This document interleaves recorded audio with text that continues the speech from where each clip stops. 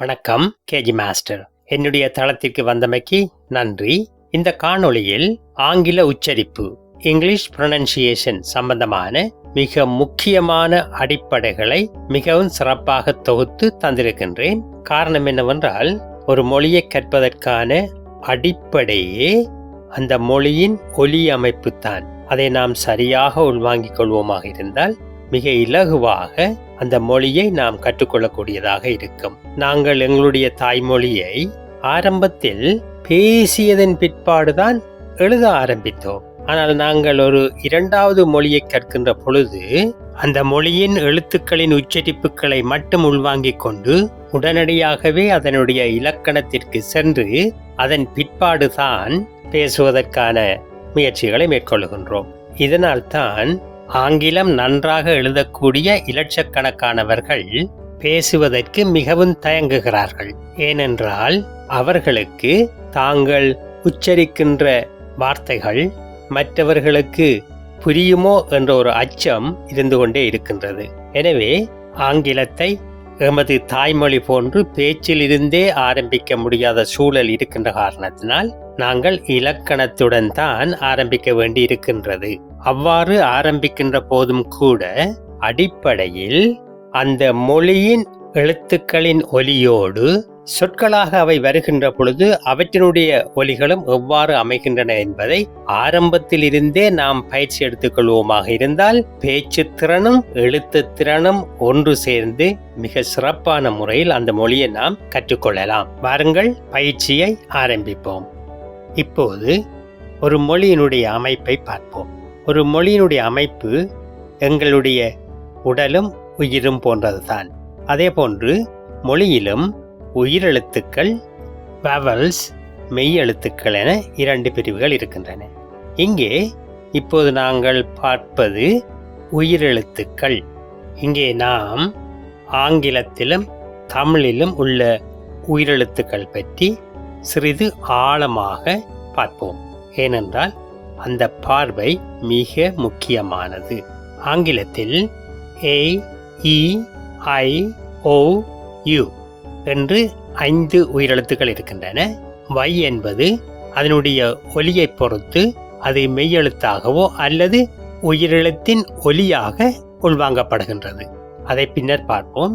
இப்போது இந்த உயிரெழுத்துக்கள் 5 A, E, I, O, U இவை எவ்வாறு உச்சரிக்கப்படுகின்றன என்பதை கவனியுங்கள். இவை ஒலிக்கும் முறை அந்த எழுத்துக்கு கீழே பிராக்கெட்டுக்குள் கொடுத்திருக்கின்றேன். A, E, I, O, U உயிரெழுத்துக்களை உச்சரிக்கின்ற முறை மிக முக்கியமானது.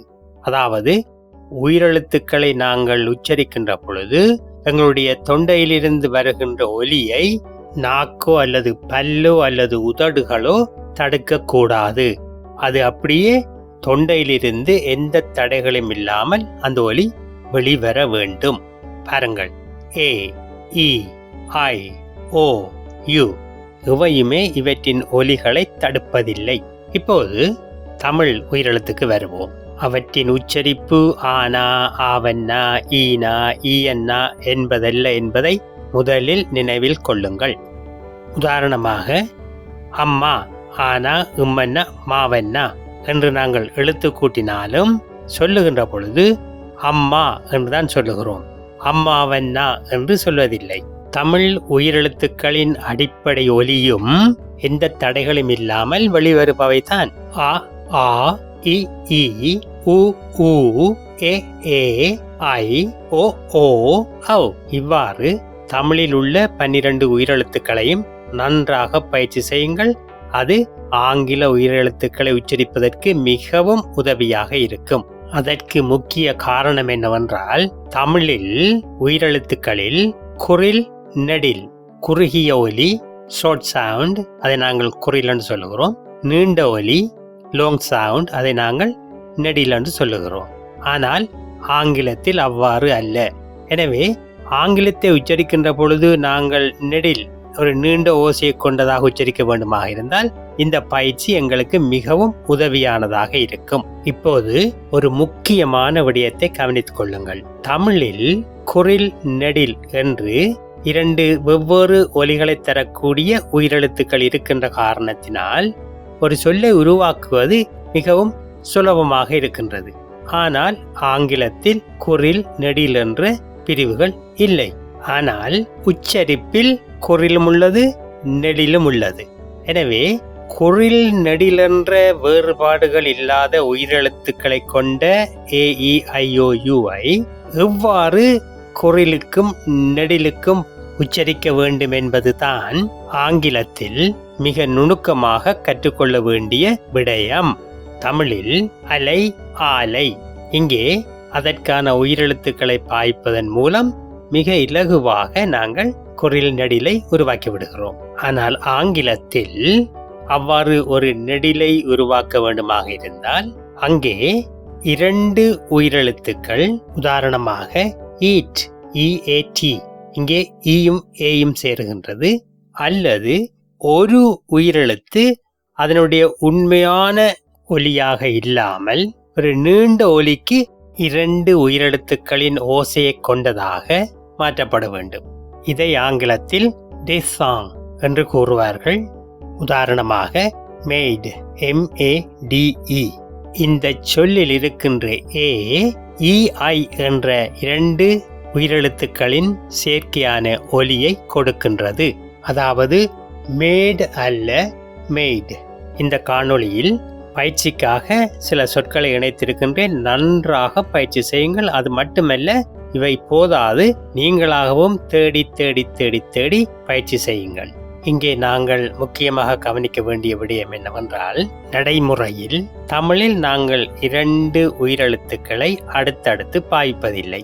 அதே நேரத்தில் ஒரு உயிரெழுத்து, அது குறிலாக இருந்தாலும் சரி அல்லது நெடிலாக இருந்தாலும் சரி, அதனுடைய ஒலியிலிருந்து மாறுபடுவதில்லை. அதாவது கொடை கொடைதான், கோடை கோடைதான். நாங்கள் கோடை என்று சொல்வதில்லை. காரணம் என்ன? கோவென்னா நெடில் என்பது உயிரெழுத்தால் தீர்மானிக்கப்படுகின்றது.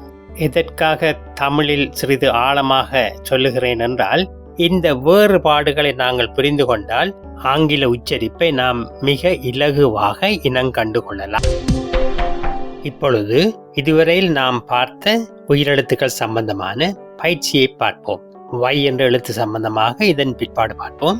இப்போது உயிரெழுத்துக்களின் நெடில், குறில், லாங் சவுண்ட், ஷார்ட் சவுண்ட் எவ்வாறு அமைகின்றது என்பதை நன்றாக கவனியுங்கள். முதலாவதாக லாங் சவுண்ட், நெடில், நீண்ட ஒலி. ஏஐ பாருங்கள். ஆங்கில எழுத்துக்கள் கேபிட்டல் லெட்டர்ஸ் ஆக இருந்தாலும் சரி அல்லது ஸ்மால் லெட்டர்ஸ் ஆக இருந்தாலும் சரி, அவற்றின் ஒலி ஒன்றுதான். ஏயினுடைய நீண்ட ஒலி ஈயில் ஆரம்பித்து சறுக்கி சென்று ஐயில் முடியும். எதற்காக சறுக்கி செல்கின்றது என்று சொல்லுகிறேன் என்றால், EI என்ற தனித்தனி ஒலிகள் அல்ல, SAY என்ற சொல்லை வாக்கியத்தில் கேளுங்கள். I want to say something. அதாவது 2 எழுத்துக்களின் ஒலியும் ஒரே அசைவில் அமையும், சிலபல் என்று ஆங்கிலத்தில் கூறுவார்கள். அதையும் பார்ப்போம். அதே போன்று EIOU என்பவற்றுக்கான குறியீட்டுகளை அவதானியுங்கள். ஐக்கு அருகில் 2 குற்றுக்கள் வருகின்ற பொழுது ஈக்கான நீண்ட ஒலிக்கான குறியீடாக அது அமைகின்றது. அவ்வாறே IOU என்பவற்றுக்கும் அமைகின்றன. இவற்றை நாம் சிறு வாக்கியங்களில் கூறுகின்ற பொழுது பயிற்சி செய்வதற்கு இலகுவானதாக இருக்கும். I want to say something. I want to see him. Please don't cry. I want to use your pen. I want to use your pen. ஆகவே வார்த்தைகளை நாங்கள் மீண்டும் மீண்டும் சொல்வதன் மூலம் இந்த குறியீடுகளையும் அவதானித்துக் கொண்டு அதற்கேற்ற ஒலி அளவின் நீளம் என்ன என்பதை கவனிப்போமாக இருந்தால் மிக இலகுவாக இதை நாம் கற்றுக்கொள்ளலாம். அடுத்ததாக ஷார்ட் சவுண்ட், அதாவது குறுகிய ஒலி.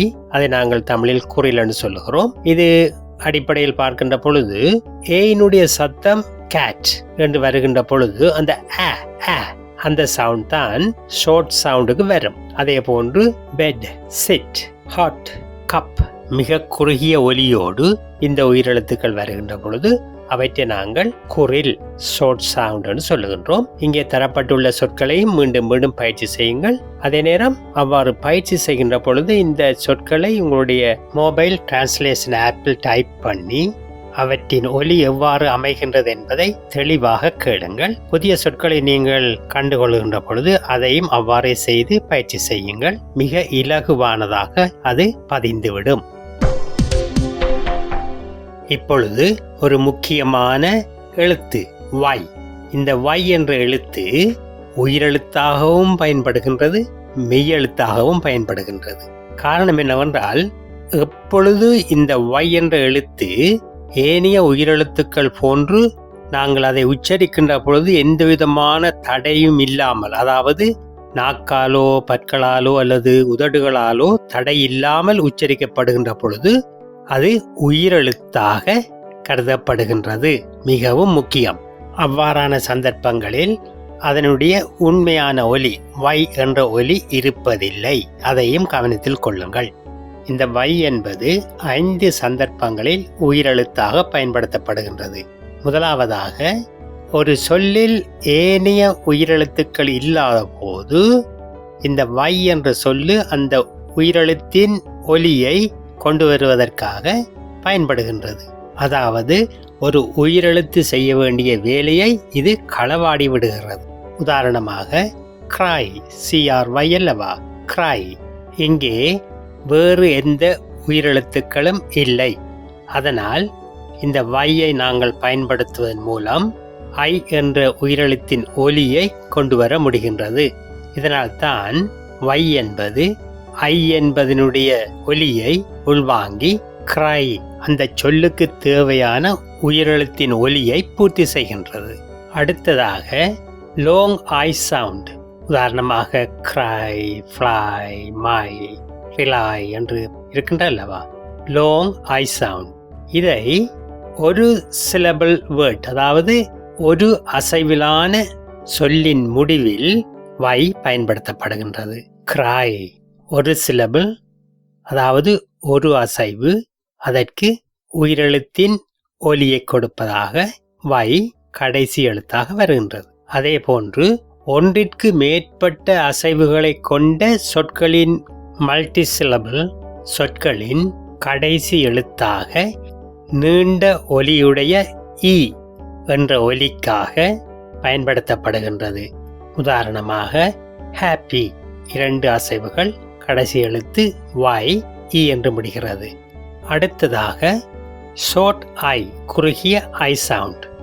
சொற்களின் இடையில் மித், சிஸ்டம், பைத்தன் போன்றவற்றில் குறுகிய ஐயினுடைய ஒலியை கொடுப்பதன் மூலம் உயிரெழுத்தாக மாறுகின்றது. அடுத்ததாக இன்னொரு உயிரெழுத்துடன் சேர்ந்து வருவது AY அல்லது EY அல்லது OY அல்லது UY, சே, தே, போய், பை என்பன போன்று வருகின்ற பொழுதும் அது உயிரெழுத்தாக கருதப்படுகின்றது. அடுத்ததாக Y என்பது ஒரு சொல்லின் ஆரம்ப எழுத்தாகவோ அல்லது ஒரு அசைவின் ஆரம்ப ஒலியாகவோ வருகின்ற பொழுது அது மெய்யெழுத்தாக கருதப்படும். இங்கே உதாரணத்தை பாருங்கள். எஸ், யலோ, யோகா இந்த மூன்றிலும் அந்த சொல்லின் முதல் எழுத்தாக வருகின்றது. 4வது உதாரணத்தை பாருங்கள். லேயர். இங்கே இந்த சொல்லின் அழுத்தம் வையிலிருந்து தான் ஆரம்பிக்கின்றது. லேயர்.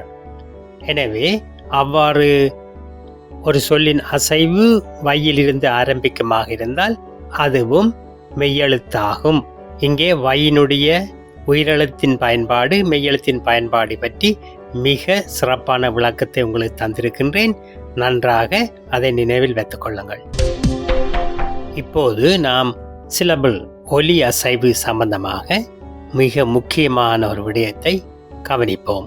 அதாவது ஆங்கிலம் சொற்களுக்கு கொடுக்கப்படுகின்ற ஒலியின் அழுத்தத்தை பொறுத்தே அதனுடைய பொருள் விளக்கப்படுகின்றது. அதே நேரத்தில் மற்றவர்களால் புரிந்து கொள்ளவும் முடிகின்றது. எனவே சிலபிள் என்பது, அதாவது ஒரு சொல்லின் ஒலி அசைவு எவ்வாறு இருக்க வேண்டும் என்பது பேச்சு ஆங்கிலத்திற்கு உயிர் நாடி. எனவே இந்த விடயத்தில் மிகவும் நீங்கள் தெளிவாக கற்றுக்கொண்டு எல்லா சொற்களிலும் அந்த அசைவை பயன்படுத்துவதற்கு நீங்கள் தொடர்ச்சியாக உழைக்க வேண்டும். இங்கே சொற்களை பொறுத்தவரையில் ஸ்ட்ரெஸ்ட் அதாவது அழுத்தம் கொடுக்கின்ற ஒலி அசைவுகள் நீண்டதாக சத்தமுடையதாக ஹை பிச்சில் உள்ளதாகவும், அழுத்தம் கொடுக்கப்படாத ஒலி அசைவுகள் வேகமான சொற்களாகவும் அதே நேரத்தில் அமைதியானதாகவும் ஷ்வா சவுண்டுக்கு அதாவது இஷ் என்ற சவுண்டுக்கு குறைக்கப்பட்டவையாகவும் இருக்கும். இந்த அசைவுகளை நாம் சரியான முறையில் பயன்படுத்தினால் ஒழிய நாம் பேசுவது மற்றவர்களுக்கு புரிந்து கொள்வது மிகவும் கடினமானதாக இருக்கும். திரும்ப சொல்லுகிறீர்களா? Can you repeat it? அல்லது பாடன் என்று யாராவது நம்மிடம் கேட்டால் நாங்கள் கூறியவை அவர்களுக்கு புரியவில்லை என்பதுதான் அதனுடைய வெளிப்பாடு. அதே நேரத்தில் நாம் தவறான இடத்தில் அழுத்தத்தை கொடுப்போமாக இருந்தால் அந்த சொல்லின் பொருளே தலைகீழாக மாறிவிடும். உதாரணமாக, நாங்கள் பை என்று சொல்லுகிறோம் அல்லவா, அதை நாங்கள் பேக் ப்ளீஸ் என்று சொன்னால் அவர்கள் பின்னுக்கு பார்ப்பார்கள். காரணம் என்னவென்றால் BACK பேக்கும் BAG பேக் ஒலி அசைவும் வேறு வேறானவை. இப்போது இங்குள்ள உதாரணம் ஒன்றை பார்த்தால் அதிலிருந்து நாங்கள் ஒலி அசைவின் முக்கியத்துவத்தை உணர்ந்து கொள்ளலாம். இங்கே போட்டோகிராஃப், போட்டோகிராஃபர், போட்டோகிராஃபிக் என்று 3 சொற்கள் தரப்பட்டிருக்கின்றன.